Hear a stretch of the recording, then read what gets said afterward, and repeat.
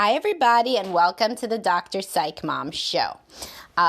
Today we're going to talk about my idea from what I have observed in clinical practice for many years that men need to love their wives as much as their wives love the kids.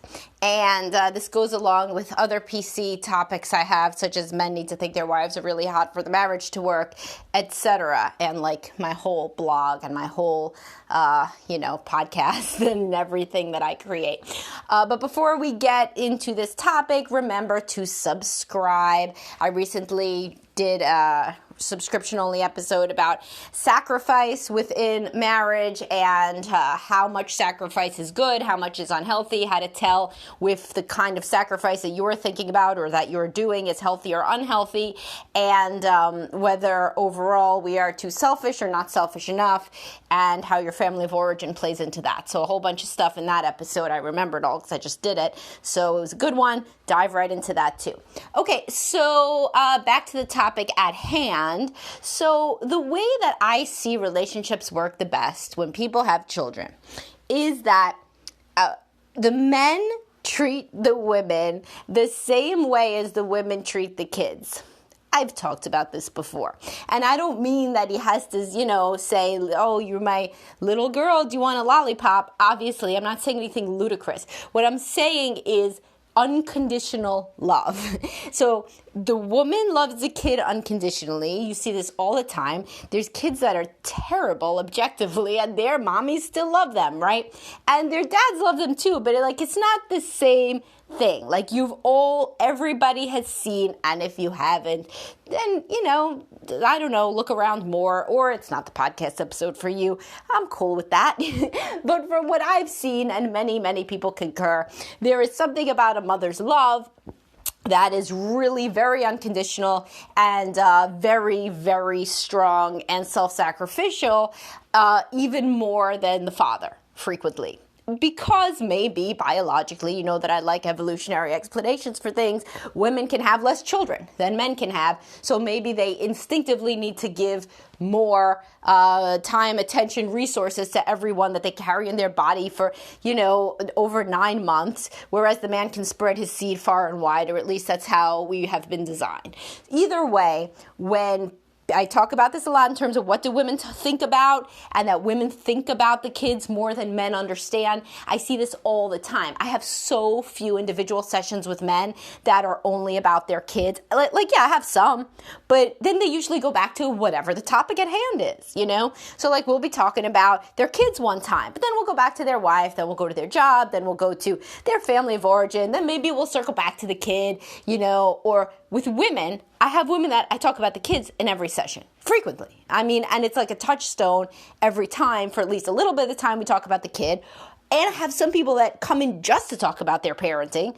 I've not really had that yet, had a male come in, unless it was a divorce situation or a blended family or something, but just a man with his own biological child.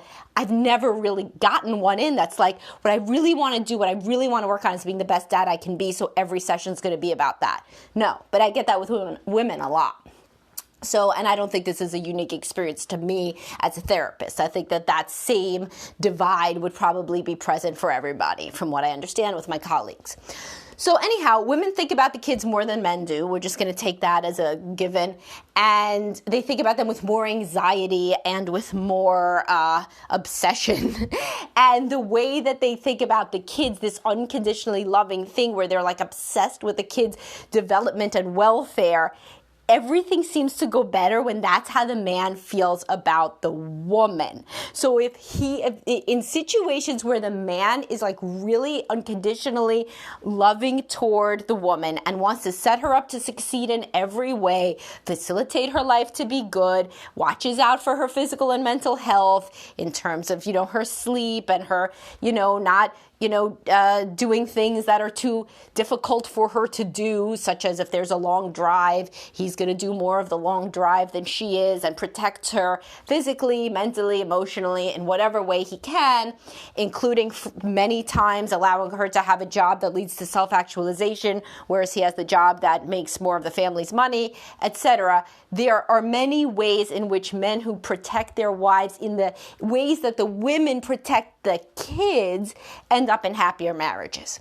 And this, of course, a man who's able to do this, by the way, had to have come from a loving family, or he had to do some internal self-work in order to get to a place where he can be unconditionally loving. Because if you're like, holy shit, that doesn't sound like my husband at all, that would be nice, but my husband's so selfish. Selfish people were usually raised by selfish parents, and they had to I've talked about what kind of parenting makes a man arrogant. I've written that in a post. And it's either parenting where they were really, really coddled, or it's parenting where they had to totally be on their own. So they had to develop this kind of persona where they're always looking out for number one, because that was very adaptive. Or it was taught to them fully, literally, where parents would say, you look out for you, you know? So either way, if your husband is kind of too selfish to ever do this, then you got to look back into his family of origin to understand it. It's not just that he's an asshole. Like, that's not like a reason. That wouldn't be what his therapist would conclude. You know, if he were to go to one, there would be family of origin issues there. And, you know, whether or not he wants to work on those issues is another story. But for the women that do recognize this, that they feel like their husband does try to put them first and care about their needs, then it's good, because that frees you up to then worry about the children's needs, which is what many women want to do when the children are very young. So Freud, and I touched on this, I'm not a big Freudian, but he felt that the man's role in the family was until from the age that the baby was born until 2, the man basically facilitates the mother-child dyad. He protects and supports them and allows the mother and baby to bond as much as necessary. But then by about 2, he kind of pulls the mother a little bit back into the couple, you know, and I think this isn't wrong. You know, I think that this makes sense. By the time that the child is a toddler, that's when a guy could start saying, hey, let's get back to date nights. Let's get back to doing things like that. And if he has allowed the woman to be as close to the baby and the toddler, and really not allowed, but even facilitated it, made sure that she was able to be close to the baby and to prioritize the baby in whatever way she needed, then she will probably be good with kind of coming back into her own as a woman and as a member of a couple. But of course not fully, because it's a baby still. A 2-year-old is still pretty much a baby. So usually the woman is pretty obsessed with the kids, kind of linearly. It decreases. Then she may get obsessed with them again when they're teenagers, especially if they are acting out or there's some sort of issue. But when the kids are out of the house, the women who felt that they were able to be taken care of and allowed to be mothers in the fullest sense of whatever way they wanted to be, they end up happier with their husbands and then focusing their attention back on the husband later on. But what kinds of love does this mean that you would need to give to your wife? It's real similar. If you want to know, this is a cheat sheet. If you want to know how your wife wants to be loved, check out how she acts toward the kids. You know, that is 100% should be your guidepost. And if you're like, I don't want to be, comparing that, we have an adult relationship. Well, I refer you back to all that I've written on the role of reparenting at a subconscious level. That is what people yearn for within a deep and loving relationship, is to receive what they never received growing up. Or if they were lucky enough to have a slam, bang, awesome, wonderful childhood, then they want to replicate some of that again with their partner, who acts as your partner sometimes, as your peer sometimes, as your parent sometimes, and as your child sometimes. And that's on a subconscious level. Everybody both needs comfort to give and receive, in addition to being an egalitarian partner.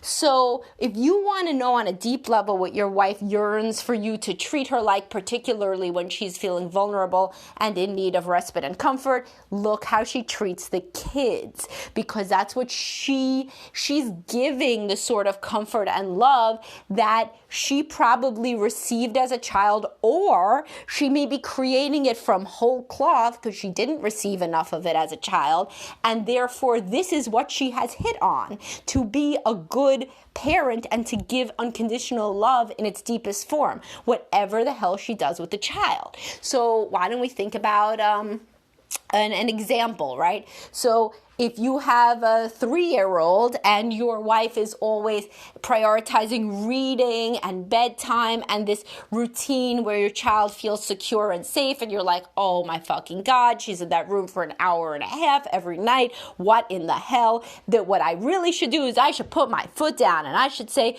we need couple time and you gotta you shorten up bedtime routine. Yeah, I mean, you could be a raging asshole and do that, or you could think about why she may be doing that. Likely, it's because she wants to give your child a lot of love and comfort. And I'm big on the kids not sleeping in the bed and having their own space. And whenever she's done after an hour and a half, she could come out and be with you. That's cool. But don't interrupt her special time if that's what she really likes to do with the kid. Instead, learn from it and say, oh, wow, this is the kind of love that my wife really wants. So what does that mean that my wife prioritizes? She prioritizes quality time. This is what it means to her to be fully loved. She's trying to make our child feel fully loved, and she's trying to put herself in the child's position, meaning she's using herself as a template, as anybody does when they empathize. So what must my wife really like? I guess she really wants extended quality time where we do whatever she wants because that's what she's doing with our daughter or our son right now, the 3-year-old. I forget whether I said it was any gender or not in my hypothetical, but either way, our 3-year-old is in the room.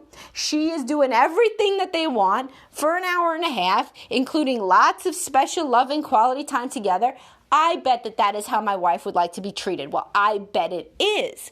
And let's say that your wife is somebody who is always your son is 17, but your wife is the one who takes his car in to get an oil change and make sure that he always has all of his finals written out on the calendar in the main room. And basically, you think she treats him like he's 5 years old, but what she's doing is acts of service. So what does this woman wish that you would do for her? Probably the same thing. Probably acts of service. Probably she wishes that somebody put her dentist appointment on the damn calendar instead of that you would not even know if she turned around and said to you, by the way, I haven't been to the dentist in 15 years. You wouldn't be surprised because you don't even care at all. She probably wishes that somebody was looking out for her in the way that she looks out for the child. So this is a good cheat sheet. So if you really want to see, I frequently say, and I have a post about this, how would your husband act if he got all the physical affection he wanted? Well, how would your wife act, though, if she got to be loved in the way that she loves the kids? Because this is probably her deepest desire, and the way that she transmits her deepest possible love is however she treats your children. So if you were to then love her in the way that she loves the kids, well, then you would be probably a happier guy because she would be so happy and secure with you. And as the children grow, as all children do, and start spending more time with friends at school, sleepaway camp, and eventually leaving your house, she will turn to you more and more with appreciation and love because you had been such a good guy all of these years. And I do see that, and I see it more anecdotally in the people that I know that are not my clients, but I certainly don't see it in couples clients because I don't see any truly happy. I see some happier, some less happy, but couples clients are always struggling. But I do see with individual clients, and of course in my general life, that women who have felt like they got a lot of support for all the years of mothering are happy to begin a retirement couple life, and the ones who feel like it was always an uphill battle for the years that the children were small basically detach. Because they're done. It was always an uphill battle. They felt that they were always parenting, had to be their number one thing. The guy was not giving them the support that they needed, really. And so they're kind of out. Now, there's another type of situation, which I see more now than I ever did, even across only the decade plus that I've been in practice, is that there are men now who treat the kids better than they treat the wife, more than ever there was before, because men are more involved overall. Now, this is not good. It's great that they're involved more overall, but when the father is continually putting the kids' needs above the wife's needs, this seems to not be this order of operations seems to get all messed up. And the wife gets really resentful and jealous of the kids, and that does not allow her to be a good mother. So, for example, I've written a post about this, came out recently, but like in a situation where the family's deciding where to go for lunch and the woman says, I want to go for sushi, and the kids say, we don't like sushi, it usually goes better for the couple and therefore the family overall, which, remember, the children are orbiting around the strong parental unit, so they need a happy marriage to look at. If the dad is like, come on, guys, let's go for sushi, we want to make mom happy, right? Whereas I don't know a lot of men who are going to be like, no, fuck y'all. I don't care what you and the kids want. I want sushi. Like, I don't actually know a lot of guys who will do that, which speaks to the fact that men don't seem to care as much about what these little things about where they eat or whatever. But if they did, it wouldn't turn into World War III where he felt deeply emotionally abandoned if the wife said, no, actually the kids want burgers. You think we could just get burgers? Women take that stuff a lot harder. Women want to be valued. They want to be picked, by the husband. And I know that men want to be picked over the kids, but it doesn't seem like the same sort of dynamic. In fact, men frequently brag to me about their wife being totally committed to the kids, and that's considered just uniformly just a good thing, unless, of course, the wife is very mean and completely dismisses their needs when the kids aren't even around, by which obviously I mean the romantic and sexual needs. So the woman could prostrate herself to the kids' needs all day long, but if she at some point in that day is loving and kind and sweet to him, even if it's just in bed at night, then that's going to be a happy man. Whereas if the woman is always trying to get her husband's attention, but he is just focusing on the kids only, that is not going to be a happy marriage. There's no end of day where he can make her happy by having sex with her at the end or by just being sweet at the end. Women really, really do not like to be for the guy to pick the kids over them. And, I've said many reasons why I think that this works out better evolutionarily, because the woman is primed to be more focused on the kid. And so the man, being in love so much with the wife, trying to meet her needs, freeing her up and making her feel secure so that she could focus on the kids, seems to go better than the inverse. And of course, if you are in this sort of situation with a man who does allow you to do this and facilitates the family life in the way that you want and is always helping and driving and doing and is involved and allows you to be involved as much as you want with the kids, be appreciative and be loving and kind and sweet, and also try, when the children are not having some sort of major thing, to then focus on the husband. And many women do this instinctively when they feel loved and supported. If they don't, then this is, of course, what do I say? This is time for couples counseling. So if you feel like you're a guy and you really do put family first and you put her need to be with the kids first, and in fact you are totally supportive of her being a stay-at-home parent or however she manifests her desire to be a parent, and bedtime can take 15 years, you don't really care, but she still turns to you with distaste and contempt, well, you don't have to take that, right? I mean, you should be going to couples counseling and figuring that shit out. But what this podcast is meant to do is to be a wake-up call for guys that are either putting the kids above the wife, which is not good, or not understanding what it means, like how important it is for the wife to be loved and cherished enough and secure enough that then she can turn her focus onto the children in whatever way she thinks best fits their developmental stage, which again is going to linearly decrease in the amount of attention needed. A baby needs full-time attention.